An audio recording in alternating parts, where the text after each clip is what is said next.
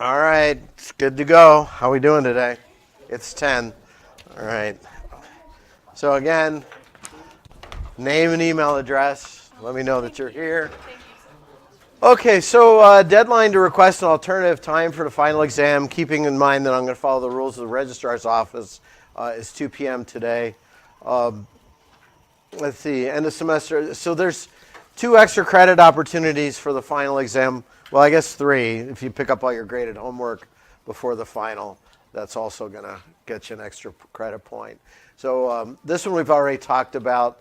And I understand that there's been a little bit of a screw up at the administrative level. There were 2 emails sent out for Brian. Did you guys get that? 2 for Melissa. So, and Melissa's first one came in, it was only like half the questions. So that one's been canceled and whatever. Just fill out all of them that you get, all right, for this class. All right. And then next Friday, there's going to be a quiz. It's going to be performance-based extra credit, so you can get up to 4 points to either the final exam or the ACS standardized exam score. It has 1 question on it. You'll have all the material, all equations and constants that you need for it. The first question is a calculation of entropy changes, and then the other question is going to be a conceptual follow-up to that scenario. Right? Okay, and I really can't say much more about that. All right, and then the exam dates Thursday next week will be the optional standardized exam, and then the review sections and et cetera, et cetera, et cetera. Okay? All right.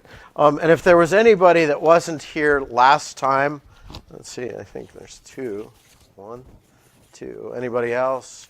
I had little pieces of paper out that remind you where the exams are and all that stuff. You guys all got them? Yeah. Okay. Okay, I am sorry. I am sorry about that. Oops. I'm not good at the obstacle course in this room. Okay, so moving forward, what we've done up to this point, we've talked about ideal solutions. We've pointed out that they follow Raoult's law for all compositions. We've combined Raoult's law and Dalton's law of partial pressures to show that we could calculate the mole fraction knowing the partial pressures. What we've seen is that the vapor phase is going to be enriched relative to the liquid phase with the more volatile component, and that directly leads to an explanation for why distillation works. Right? We've talked about the tie line and how when we have coexistence, we can determine the relative number of moles in one phase versus the other phase.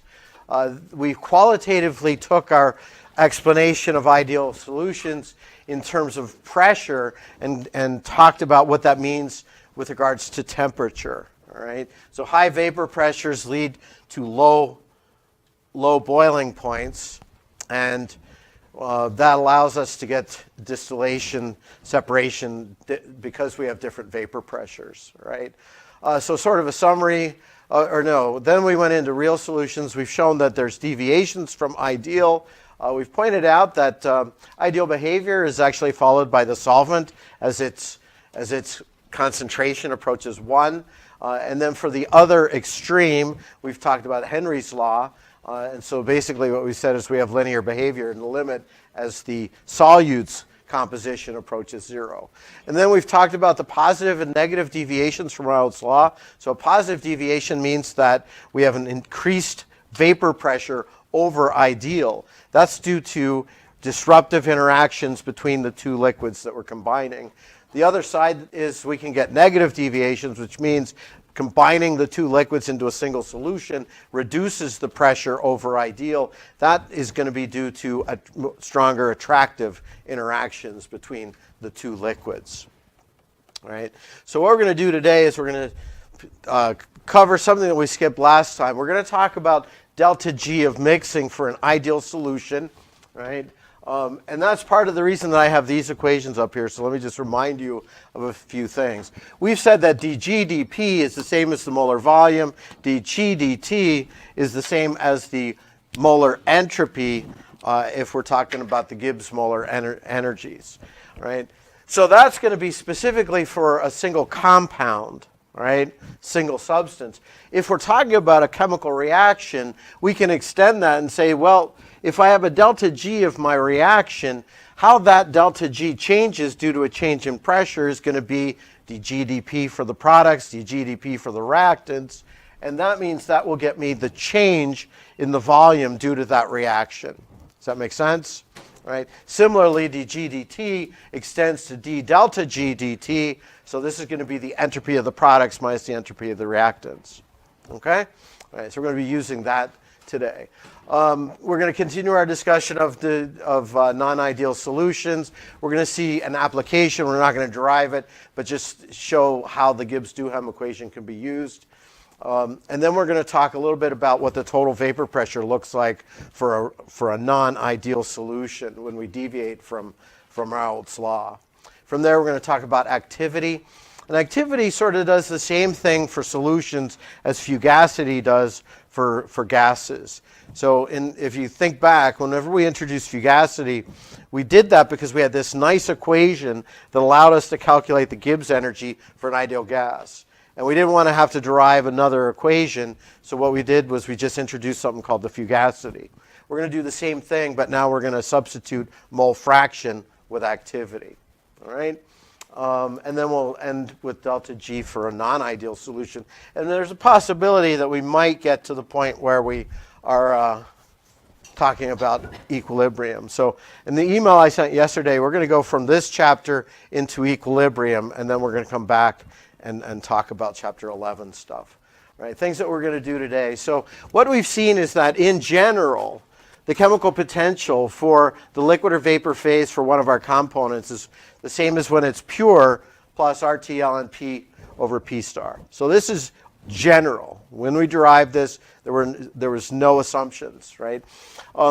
But now that we say, well, we have ideal behavior, if we have ideal behavior, we see that Pi over Pi star is the same as the mole fraction. So this is going to be the chemical potential for the components of an ideal solution. And one of the things to recognize here is you see that it has no pressure dependence, right? So looking a little ahead, if I take the derivative with respect to pressure, what's it going to be with respect to these guys?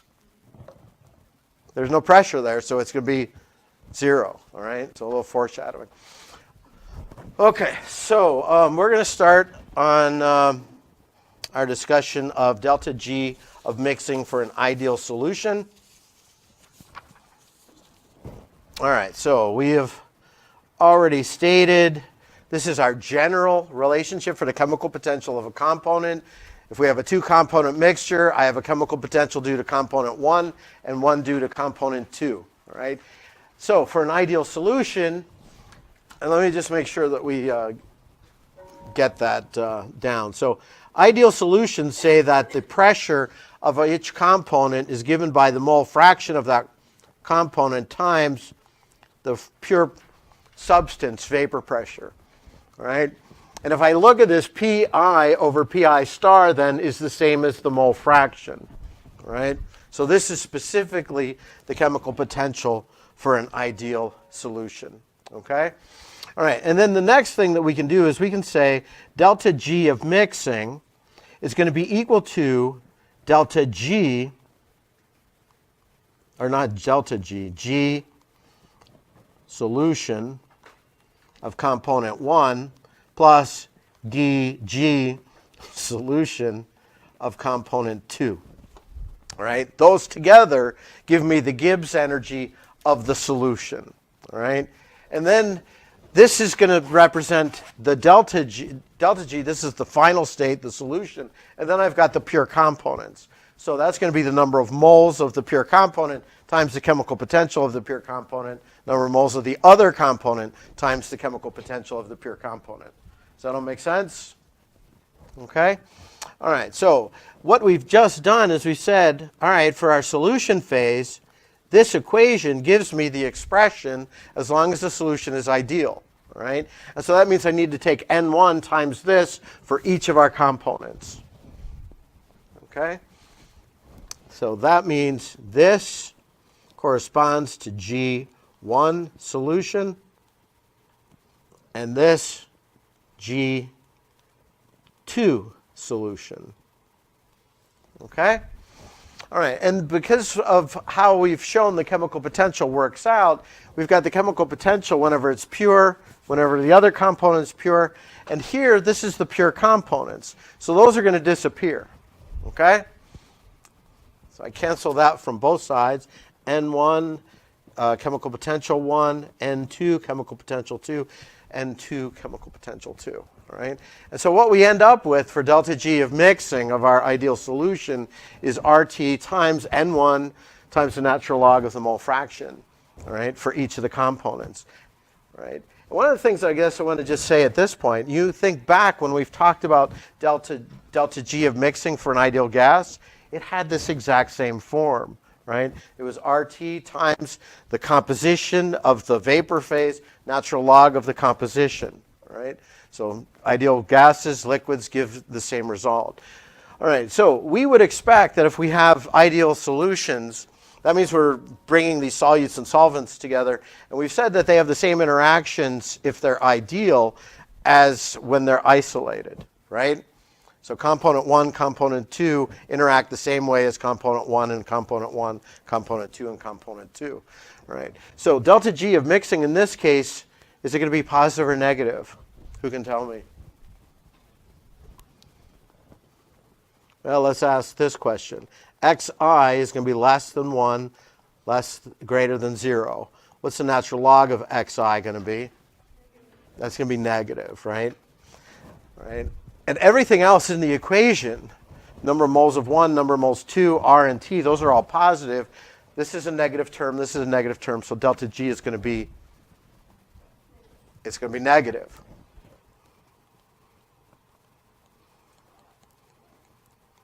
All right?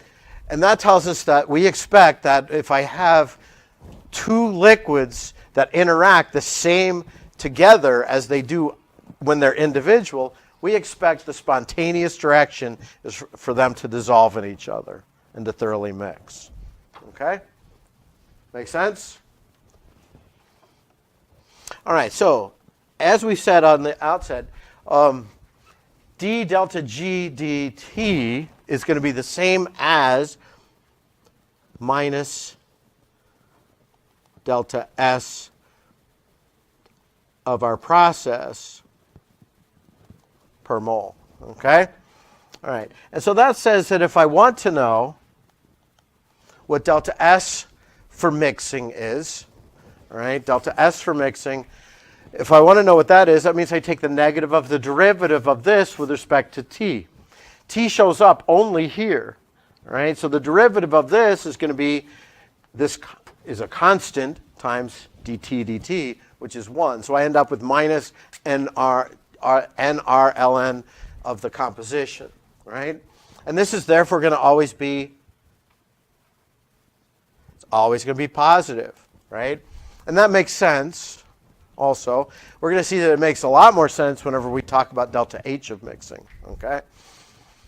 All right, so the other thing that we can recognize is that the derivative of the Gibbs energy with respect to pressure is going to get me the change in the volume due to mixing, all right?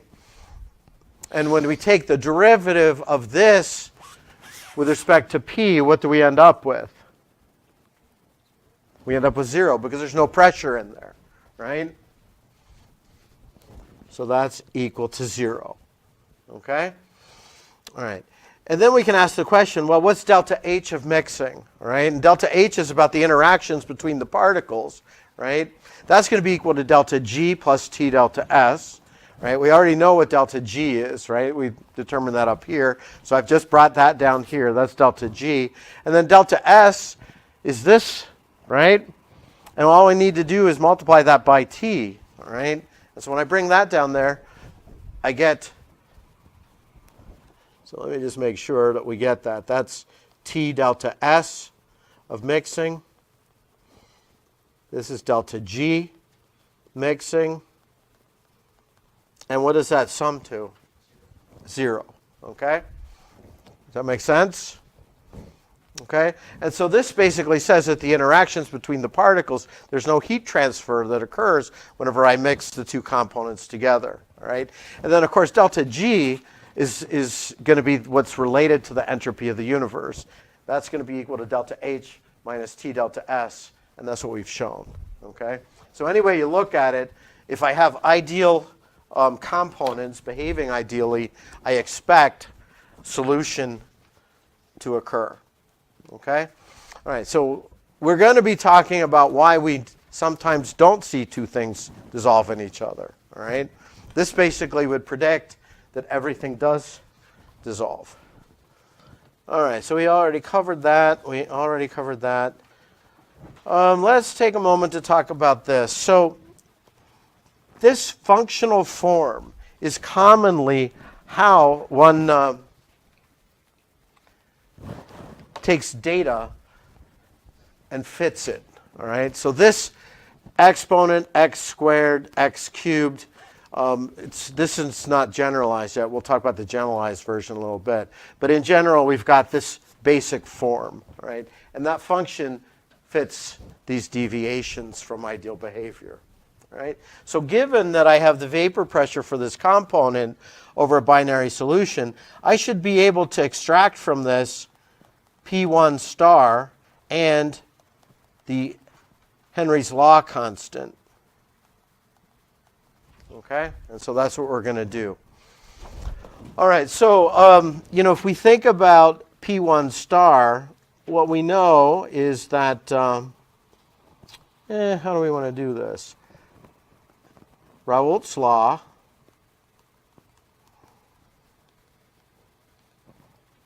will hold for component 1 as x1 approaches 1, all right? Because what we've said is that we expect Raoult's law to be followed in the limit as the mole fraction of that component approaches 1, okay? All right, and then so if we go back to Raoult's law, that says Pi equals xi Pi star, all right? So if I'm interested in using this equation to get Pi star, I need to take the pressure over. So Pi star will be equal to the vapor pressure over mole fraction of component 1. All right? And as long as we're talking about this, if component 1's composition is approaching 1, what's component 2's composition approaching? Okay, so that's x2. I don't know why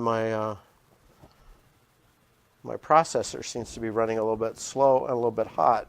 Okay?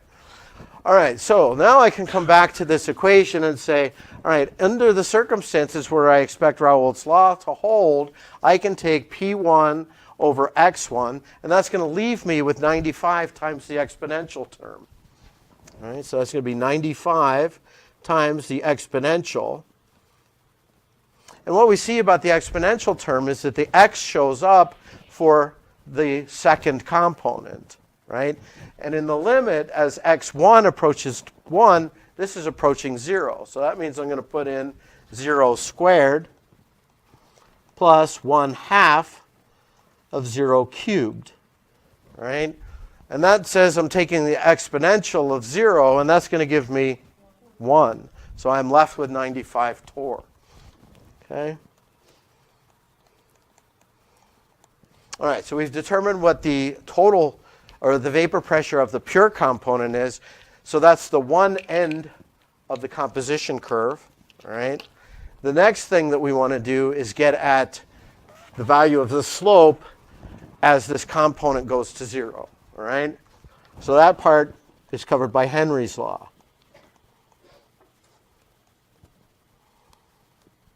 All right? And just a reminder, that holds for the solute. In this case, it's going to be x1 as it approaches 0. And when x1 is 0, what's x2? x2 is equal to 1. Okay?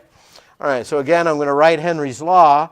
that says Pi is equal to the mole fraction of component I times the Henry's law constant for component I. All right? Yeah? You said x2 was 1, but it's... Oh, I did. Yes. It's a Friday. Who's tired today? Anybody else? I got 7 hours and 7 minutes sleep. That's what my Fitbit told me.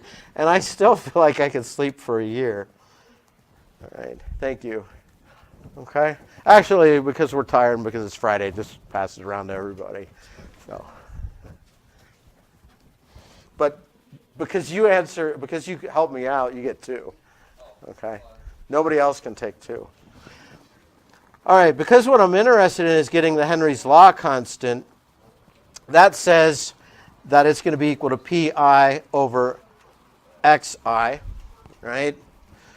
So we have exactly the same expression as we had up above, but now we're looking at the other end, right?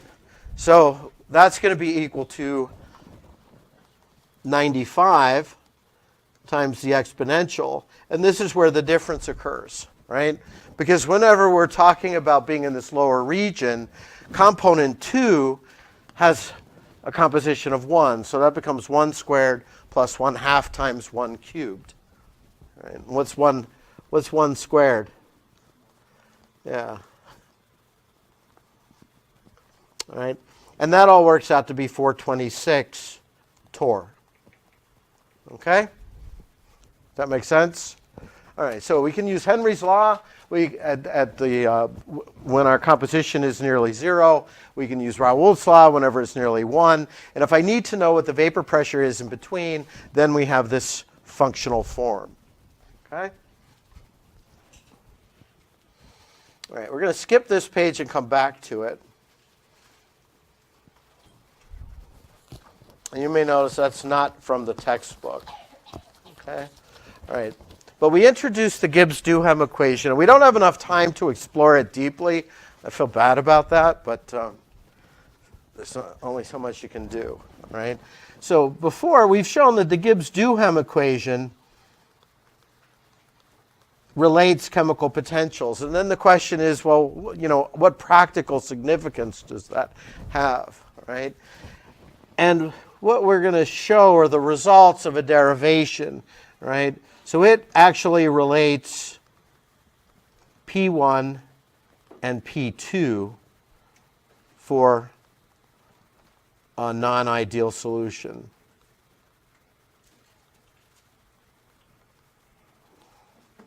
Okay? All right, so what we've said is that I can go into the laboratory. This functional form that we've introduced previously has this manner. And that's going to be for one of our components, right?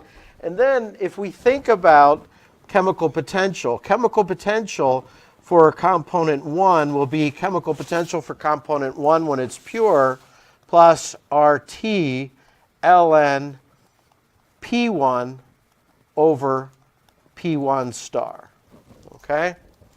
All right. And the Gibbs-Duhem equation looks at the differential of the chemical potential. All right? So du1, the change in chemical potential 1, is going to be equal to the differential of this side. That's a constant, right? The chemical potential for a pure substance isn't expected to change, right? So that goes to 0. And then you're taking the derivative of the natural log, the differential of natural log. Right? I don't want to go through the arithmetic. If you're interested in it, it's in section 10.7. But for this functional form, we can do the differentiation and determine that the pressure of the other component is given by that relationship. All right? And that's a direct result of the Gibbs-Duhem equation. All right? That there's a linkage between the chemical potentials of the two substances. Right?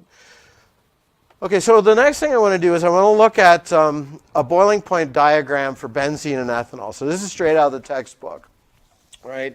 So we've previously talked about what it looks like for an ideal solution, and we can clearly see that this is not what that looked like, All right. So I'm going to go back to the other slide to show where this sort of thing comes from. All right. But for right now, what we can do is we recognize that, if I start out with my liquid in this composition, when it evaporates, it's going to be at that composition in the vapor phase. That's going to be what's at equilibrium. And if I do a distillation column, my low temperature side is going to have that composition. My high temperature side is going to have that composition. And one of the things that you can see from this is you can't get pure component. You can get pure component benzene, but you can't get pure ethanol. Does that make sense? And if I started out with a mixture on this side, my distillation column would operate between these two temperatures. One component would have this composition, the other would be pure ethanol. All right? Okay? How many people have seen Everclear alcohol? Grain alcohol, how many have heard of it? Right? It's 190 proof. Right? It's 190 proof because by distillation, you can't get purer than, what is that, 85%? 95%? Yeah, 95%. Right? Okay? And that's because we have a similar effect going on. All right?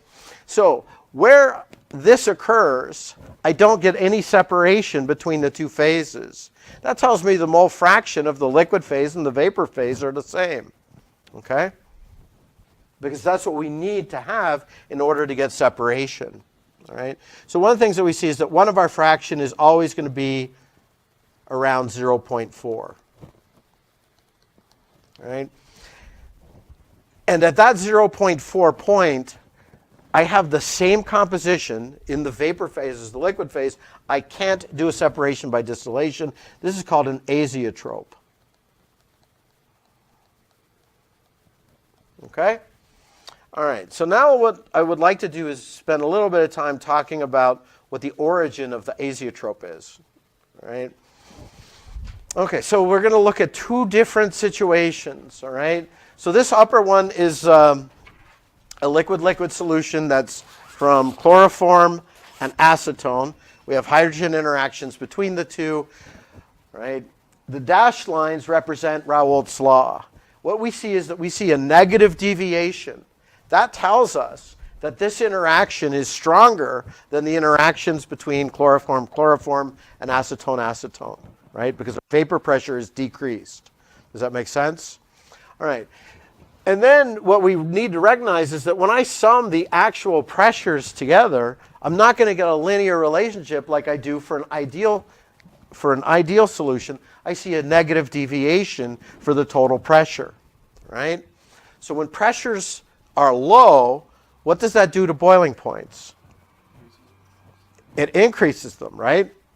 Because the more volatile component has a high vapor pressure and a low boiling point, a less volatile component has a high boiling point, right?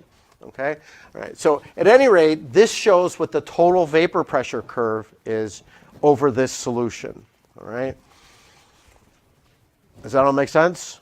All right. This looks at the, so here we've got a linear molecule, CS2, and where is it? Liquid mixture, yeah, carbon disulfide, nonpolar, acetone, polar. And what we see here is that rather than a decreased pressure, I see an increased pressure, all right? All right? And that means that I have a positive deviation. That says that the interactions between these two substances are disruptive. They're less attractive than when they're isolated solvents and solutes. Does that make sense? All right? And because this deviates positively, now instead of having a linear sum, I've got a maximum that occurs. All right? And what we need to keep in mind is that at any pressure, I have multiple compositions. I have a liquid phase and I have a vapor phase. Okay? All right, so that explains the vapor pressure, right? And then we're going to talk about it in terms of the temperatures, the vaporization temperature and the boiling point. So I focus up here. This point is higher than this one. When we translate that over to boiling points, that makes this one lower than this one. And because my vapor pressure of my solution is less than that of the isolated substances, I go through a maximum. All right, so that sums to give me a maximum. Okay? All right. So this point here, the vapor phase composition is exactly the same as the liquid phase composition, right? And that basically tells us we can't purify beyond that point, right? Because it's good. If I start out with that solution, that's what I would be boiling off, right? So if I try to distill anything in this region, one fraction will be this, and then I can get the other one pure. If I start out over here, I'll end up with that fraction and pure of the other component, right? Does that make sense? Okay. All right. And then whenever we come over to this region, or to this example where we see in disruptive interactions, we have an increase in the vapor pressure. That leads to a decrease in the boiling point, right? And so this would be a high temperature azeotrope, low temperature azeotrope, right? Does that all make sense?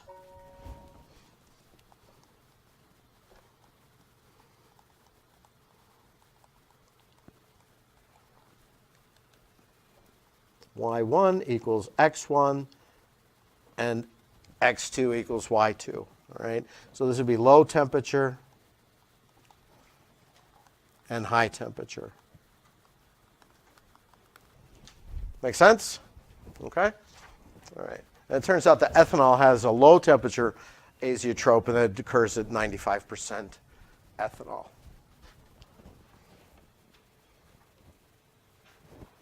All right, the other thing that we wanted to talk a little bit about is when things don't dissolve in each other, all right? So that's known as immiscible, okay?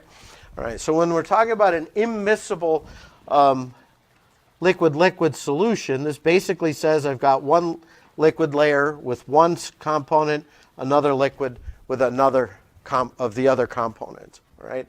Now it turns out that for many substances, I can raise the temperature and get to a point where they will dissolve in each other, right? So this occurs at T less than the consolate or critical temperature.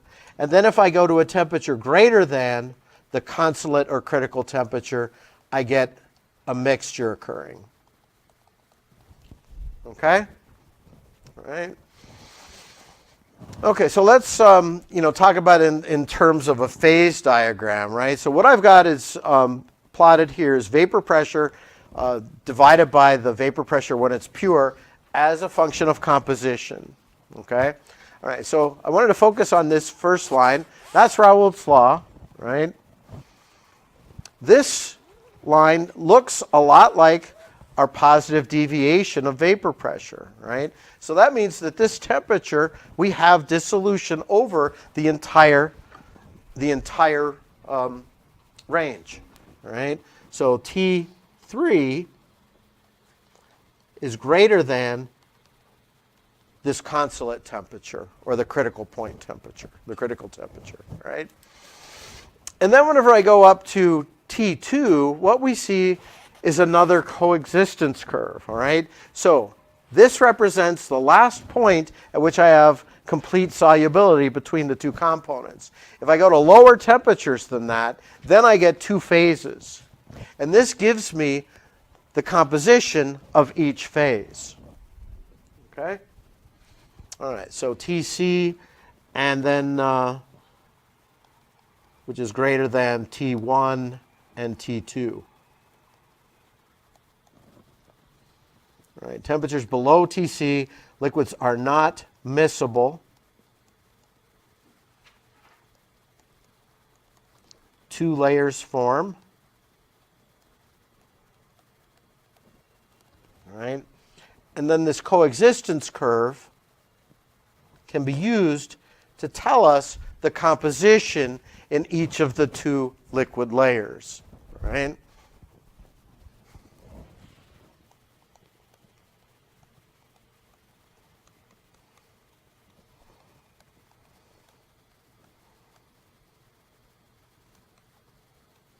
All right, so the example that we have here, I'm just going to write this. So this basically is saying I have one liquid layer, another liquid layer. In one layer, I've got X2 prime. In the other layer, I have X2 double prime, right? And I can read that right off of here, right? And one of the things that we can see is that as we lower the temperature, our two layers become purer. Right? Make sense? All right. And then we can take the same information. So this is vapor pressure as a function of composition. And we can say, well, what does that mean in terms of boiling points and vaporization temperatures? Right? And what we've seen before is that when we do that, high temperatures correspond to, or high vapor pressures correspond to low temperatures, low vapor pressures, high temperatures. So that flips this curve over, and that's what we've got below. All right?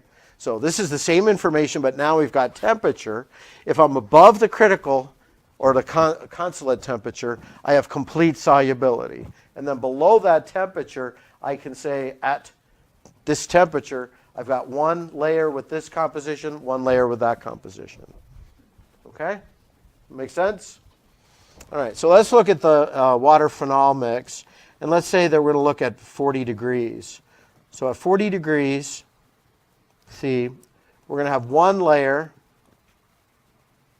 And I had to look this up before. Phenol is denser than is water. So I've got H2O on top of phenol. All right?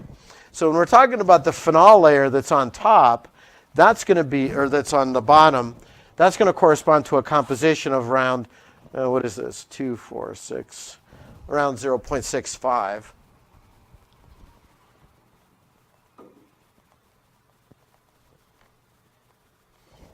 And the phenol in the other layer is, we'll say a 0.15. Right? But at any rate, this information allows us to determine what the composition is in our two layers. Right? That makes sense? Okay. So how many of you have used separatory funnels or whatever they're called? I'm not an organic chemist, right? You get those two layers, right? And you're trying to get things to extract from one layer into the other completely. And one of the things that you see is that you don't get complete separation. What do you add to the aqueous layer in order to force things out of it? Sometimes salt, right? But you do something that causes it to be less polar environment, okay? But that's a practical application of what we've been talking about. All right, what's 10.7? Okay, for section 7, we're going to introduce activity. It's given the symbol A sub j. And so basically that's going to be for non-ideal solutions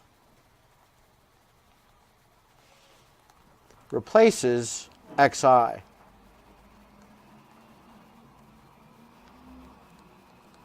right? And again, as we go through this, think about fugacity, because fugacity was what we used to account for non-ideal behavior for gas phase. Now we're going to use activity in place of the mole fraction for our liquid phase. All right? Okay, so we've already seen this before. Any solution, the chemical potential is given by that expression, Pj over Pj star.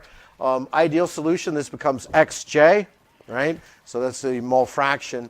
And then what we can say, we can define the activity basically by saying chemical potential for our solution is given by the chemical potential of the pure component plus RT ln. And now I'm going to replace the mole fraction with A sub j. All right? So what we can conclude from this is that the activity is absolutely equal to Pj over Pj star. All right? So that's absolutely what it's equal to, because this is general. Right? All right? And then if we say, well, if our solution's ideal, what's the activity going to be the same as?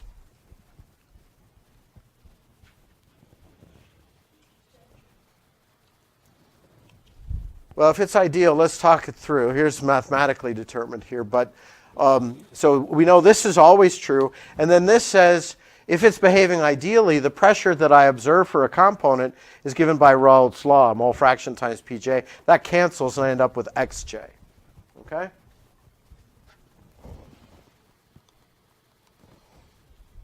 Does that make sense? All right. The other thing that we recognize is that for a real solution, the relationship then between the pressure that we observe and the vapor pressure of the pure substance is related by the activity coefficient. So again, we've just replaced the mole fraction. Okay? All right, so what we're going to do now is we're going to define something called an activity coefficient, just like we saw there was a fugacity coefficient, right? So the activity, what are you laughing at? You're making me laugh. No, that's all fine. I'm going to try to make it really awkward for all of us. There was just like something from a different class that just like Raoult's law. Anytime I think of it, we just laugh because it just reminds us of that class. It was a good memory.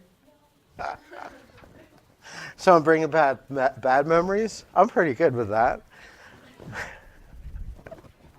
Okay, all right. So I shouldn't even say this out loud. Maybe I know I'm recording this, but when you were laughing, the first thing I did was check to make sure my zipper was up. That's where my head goes. Did I say that out loud? Well, when you guys are, somebody's laughing at you, you're going to look in the mirror or something. You're going to assume, No? No? Okay. All right. Anyways, thank you for that little comic relief. I should shut my mouth. All right. So we can say that the activity is going to be related to the mole fraction by the activity coefficient. All right. And just as we saw, unfortunately, we use the same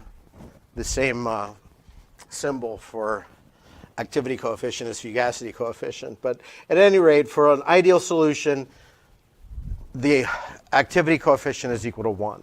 Right? So I do want to take a moment to talk a little bit about what this means, the activity coefficient with regards to positive and negative deviations of vapor pressure. Okay? All right, so if gamma is greater than 1, right? If our activity coefficient is greater than 1, that basically is saying that the activity is larger than the mole fraction. That tells me that the vapor pressure is higher than we expect. Does that make sense? So greater than 1 pi greater than p ideal.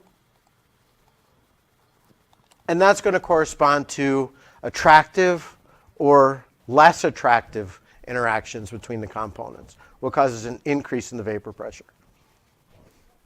Disruptive, less attractive, right? So disruptive,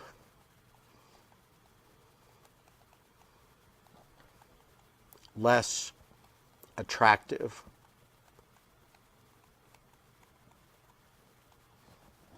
And of course, the opposite will be true. If we find that the activity coefficient is less than 1, then that says that the observed pressure is less than what we expect for an ideal solution, and that's going to be because we have more attractive interactions. All right, and so that I only had to write this once. So these both refer to interactions between the two liquids.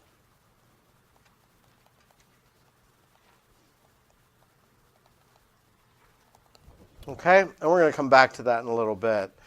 All right, so next up, so coming back to our equation that we've said tells us for a non-ideal gas how the empirically how the vapor pressure changes with composition. That means that contained within this, I should have the information about the activity coefficient. Does that make sense? All right. Okay, so how do I want to do this? This is what we're going to write. We know that the activity of our component is given by the activity coefficient of that component times the mole fraction of that component. And that is the same as always what's true, P1 over P1 star. All right? So if we focus on this, I can say that the activity coefficient is going to be equal to P1 over P1 star times X1. Okay? All right. And if you look at this, you say, well, you know, if this was behaving ideally, this pressure would be the same as this. It would go to 1. Okay? But then when I come up to this equation, what I see is that here's my X1, here's my P1 star, and that tells me that if I divide both sides by that, I'm left with the exponential term.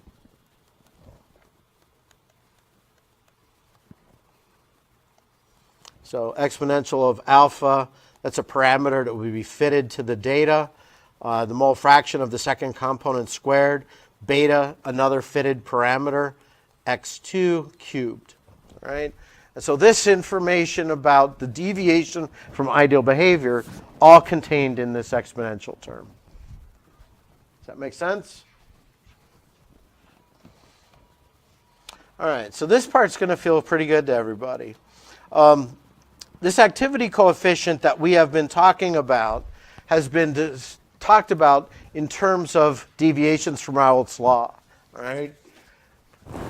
If we have two liquids that aren't very soluble in each other, then it makes no sense to talk about Raoult's law. You'd talk more about Henry's law. But because that's a little bit more in depth than we need to go right now, we're just going to cross that out. We're going to cross that out. Doesn't that feel good? All right. But that just got us to another derivation faster. Okay. All right, but that's okay. That's okay. So let's. This follows nicely off of our previous derivation. So up to this point, we've shown that the Gibbs energy change for mixing is given by this expression. To be consistent with the textbook, I'm going to divide through by both sides by RT. And I'm also going to divide by N1 plus N2. All right. I divide through by both sides by RT. That's pretty straightforward. And then N1 will now be X1, and then ln X1, and then X2, ln X2. Okay?